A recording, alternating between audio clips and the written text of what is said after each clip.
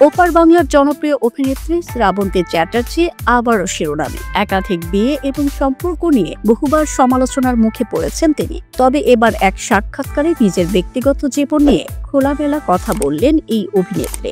শ্রাবন্তী স্পষ্ট ভাষায় বললেন, প্রত্যেকেরই সুখী হওয়ার অধিকার রয়েছে। আমি কখনোই অন্যের পছন্দের বাইরে যেতে চাই না। মানুষ কেন ৩-৪টে বিয়ে নিয়ে কথা বলবে সেটাই আমার কাছে গুরুত্বপূর্ণ নয়। প্রেম ভালোবাসার বিষয়ে মুখ খুলে শ্রাবন্তী আরো যোগ করেন, প্রেম নিয়ে আমি লুকাই না, তবে ভবিষ্যৎ নিয়ে সিদ্ধান্ত নিয়ে তাড়াহুড়ো করি না। জীবন উপভোগ করতে চাই। সমাজের সমালোচনা নিয়ে কথা বলতে গিয়ে তিনি বলেন, সমাজের চোখ রাঙানিতে আমার কিছু যায় আসে না। আমার জীবন আমি নিজেই চালাবো। দীর্ঘ ক্যারিয়ারে একাধিক বিয়ে ও ব্যক্তিগত জীবন নিয়ে নানা সময়ে আলোচনা সমালোচনা উঠলেও শ্রাবন্তী জানিয়ে দিলেন, নিজের জীবনে তিনিই শেষ কথা। আমি যা করি তাতে আমি সুখী। অন্যদের কথায় জীবন বদলাবো না, বললেন আত্মবিশ্বাসী শ্রাবন্তী।